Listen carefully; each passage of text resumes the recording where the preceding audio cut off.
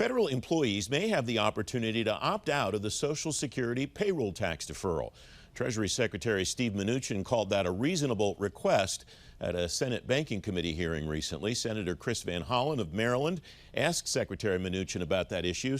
Senator Van Hollen joins me now. Senator, thanks for coming on the program.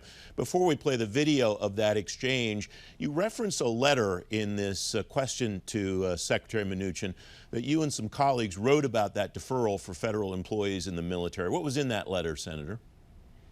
Well, Francis, it's good to be with you. Yes, over 20 senators sent a bipartisan letter to the Secretary, really urging the administration to allow federal employees to opt out of President Trump's payroll tax deferral program if they so chose. So we think it should be voluntary. This is a little bit of a shell game that's being played here. I mean, people would have not have their payroll taxes withdrawn during the coming months, but after the end of the year, the opposite would happen. They'd have to put more money in than normal. So we think this should be a voluntary program. I was pleased to see Secretary Mnuchin agree that that was reasonable. Senator, here's the exchange between you and Secretary Mnuchin. Let's watch. I wrote to you about this along with a number of my colleagues. We sent a bipartisan letter simply asking you this, that with respect to folks in our military and our federal civil servants, that you at least give them the choice as to whether or not to participate, that you don't force folks in the military or federal employees to participate if they don't want to do it. Could you give us a brief answer, Mr. Secretary? Yes, could you, and when we're going to get an answer to the letter, and also what your answer is? I'd be happy to follow up with OMB, who's responsible to have the agencies. I think that's a reasonable issue if people don't want to participate, but let me follow up with them. Senator, that exchange was on September 24th. What response have you gotten to that letter or to your question at the hearing to Secretary Mnuchin?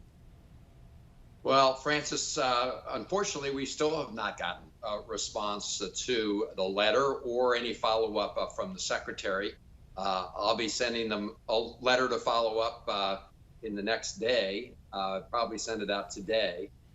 And it's outrageous, really, that they've made this a compulsory program. Most of the private sector employers are not participating. I think the United States Post Office just decided it was not going to participate. The United States Senate, so far at least, is not participating.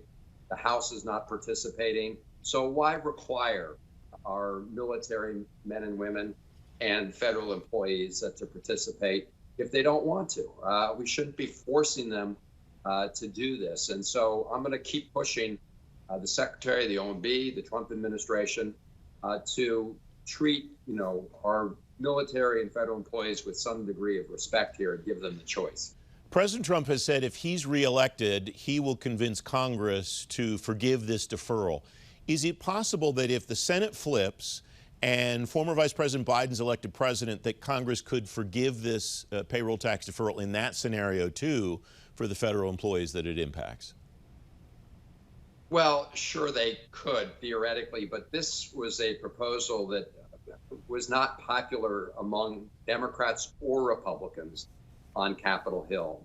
This was a shell game cooked up by President Trump. He's also said that he'd like to eliminate the payroll taxes permanently, which the Social Security actuary has indicated would essentially bankrupt the Social Security Trust Fund. So President Trump says lots of things, but right now, most of the private sector is not participating. So the whole issue of forgiving this at the end of the day is a moot point. The point we're making is that federal employees should be given the choice and not be forced to participate. This is, in my view, more of a political stunt. And the fact that most of the country doesn't want to participate shows that it's not very popular. So why force our servicemen and women and federal employees to do so? What are you hearing from your constituents about this, Senator? A whole lot of confusion. And I think most federal employees would like to opt out of this. And certainly they would like the choice of it because they're getting conflicting messages from different federal agencies. So, for example, if you leave federal service before the end of the year, you're then personally liable potentially for making those payments. So it just complicates people's finances with really no benefit because it all has to be paid back at the end of the day. So, Francis, this is why it's never been something that has had support on Capitol Hill among either party. And we're simply asking, I think, what everybody would want, which is, don't be forced into a program that you don't want to participate in. That's the bottom. We have about a minute left, Senator Van Hollen. Given the challenges that agencies have had with payroll issues across government from time to time, shut down and other times, what do you think the potential logistical hurdles would be to allow 2.1 million federal employees, or the portion of this that the payroll tax deferral impacts, to be able to decide? Some of them want to defer, some of them think it's fine. Getting that right strikes me as potentially a logistical challenge. Well, they really should have thought of that before they announced it, right? I mean, this is the kind of thing you would hope that agency heads would take into account before they announced a program. Look, as I mentioned, the Senate has not implemented this program.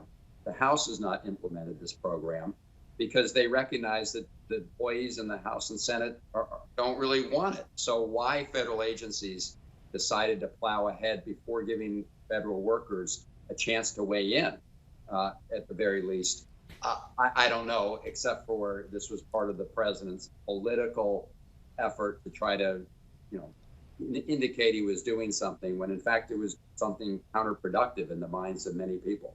Senator Chris Van Hollen, thanks very much for joining me again. I appreciate it. Good to be with you. Thanks, Francis.